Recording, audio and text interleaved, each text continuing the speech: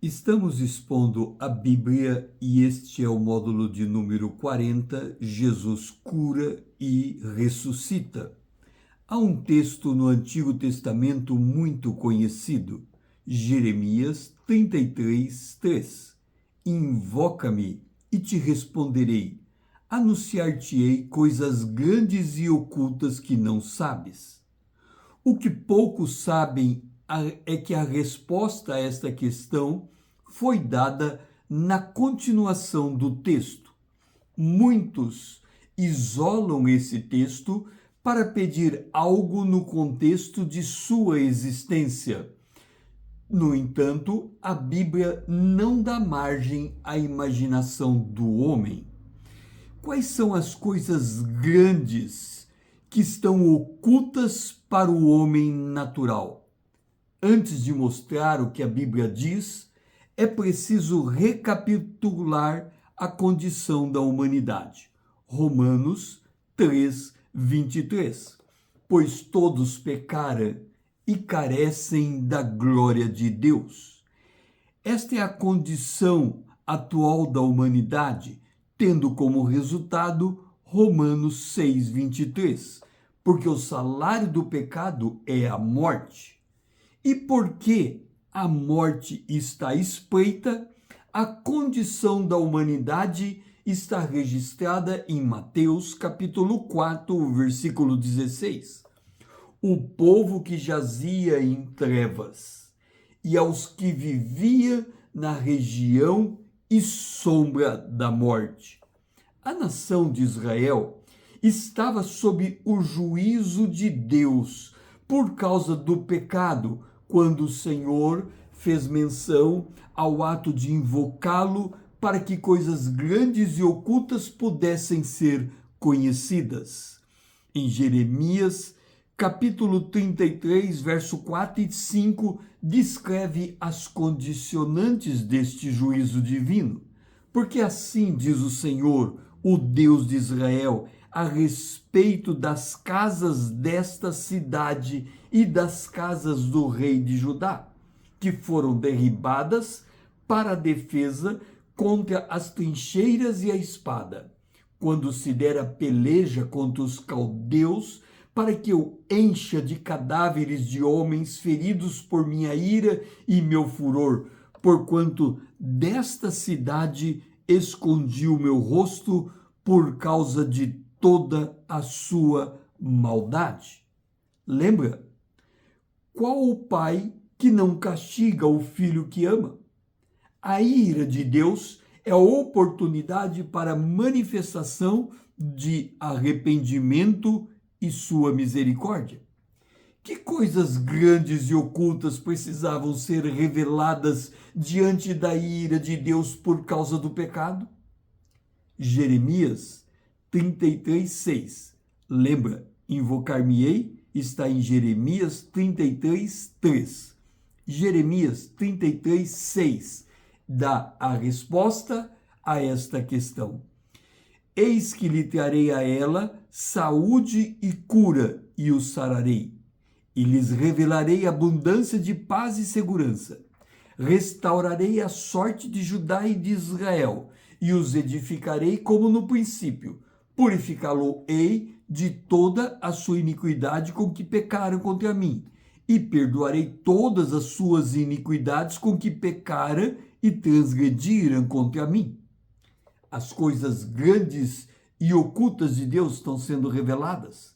As coisas que não pertencem à ordem natural. As coisas que são impedidas de serem alcançadas por causa do pecado do homem. Estas coisas, elas precisavam ser reveladas. A cura das enfermidades, paz e segurança, a restauração da sorte de Judá e Israel, voltar a ser edificado como no princípio, ser purificado de suas iniquidades, ter os seus pecados perdoados. Estas coisas são as coisas grandes e ocultas reveladas. Para elas se tornarem realidades, era preciso a vinda do libertador prometida em Gênesis capítulo 3, o versículo 15. Em João 1:29, João faz referência à vinda desse libertador. No dia seguinte, João viu a Jesus, que vinha para ele e diz: Eis o Cordeiro de Deus que tira o pecado do mundo. Mas como saber que Jesus e o seu evangelho retratavam as promessas de Deus?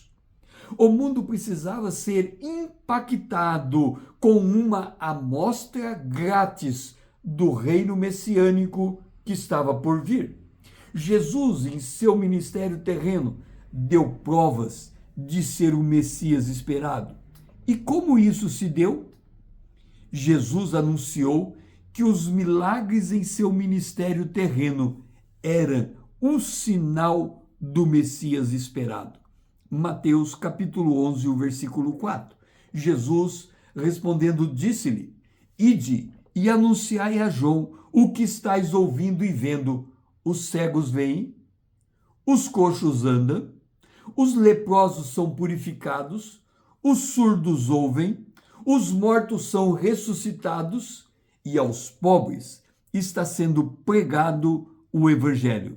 E bem-aventurado aquele que não achar em mim motivo de tropeço. Vamos ver cada um destes milagres e como eles se cumpriram no ministério terreno de Jesus.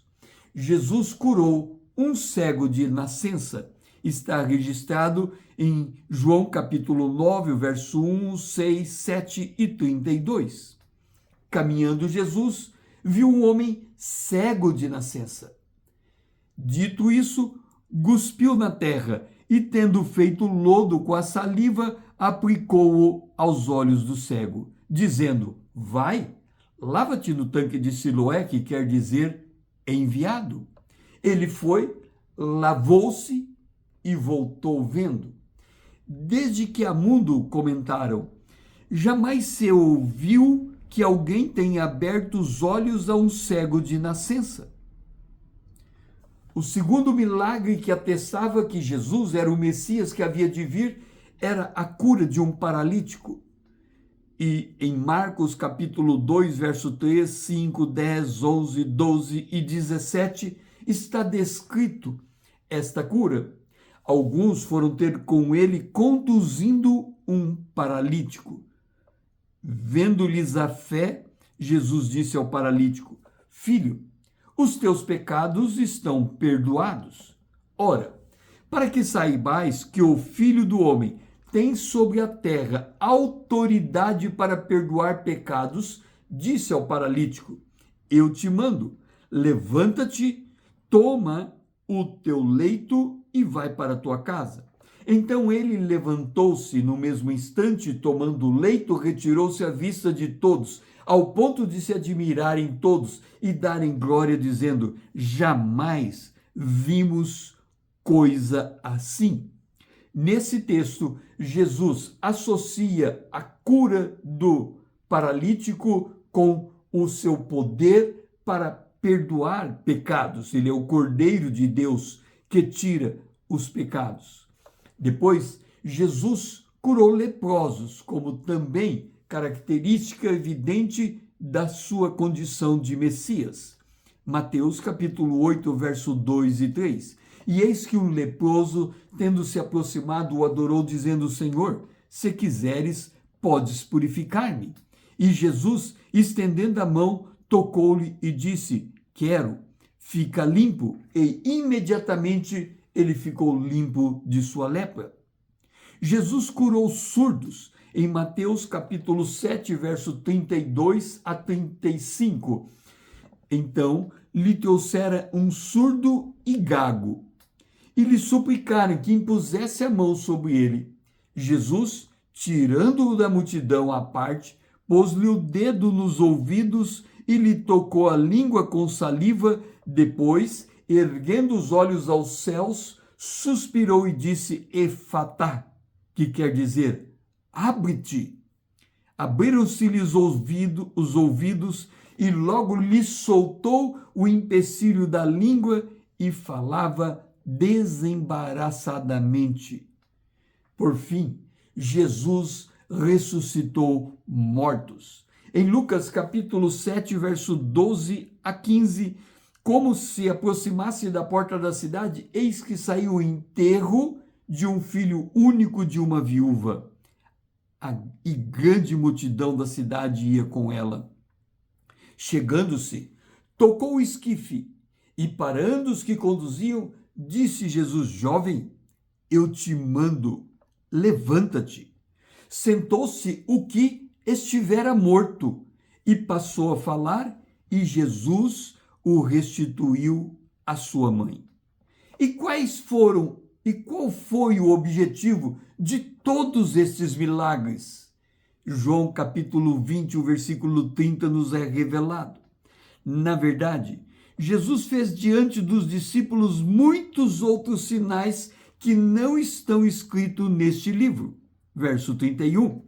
Estes, porém, foram registrados para que creiais que Jesus é o Cristo, o Filho de Deus, e para que, crendo, tenhais vida em seu nome. Por isso, os milagres de Jesus são uma amostra grátis do reino messiânico que se manifestará. Em Apocalipse, capítulo 21, versículo 4. E lhes enxugará os olhos toda lágrima, e a morte já não existirá, já não haverá luto, nem pranto, nem dor, porque as primeiras coisas passaram. Se esse vídeo fez sentido para você, curta, comente suas impressões, salve para rever os textos que foram citados, compartilhe para que alguém também conheça como Jesus cura e ressuscita. Siga-me para que possamos crescermos juntos na graça e no conhecimento do nosso Deus. O meu lema é: conhecendo a palavra para sermos transformados pelo poder de Deus na imagem de Cristo. Eu sou o pastor César Azevedo, grato por me ouvir, grato por me seguir e até a próxima.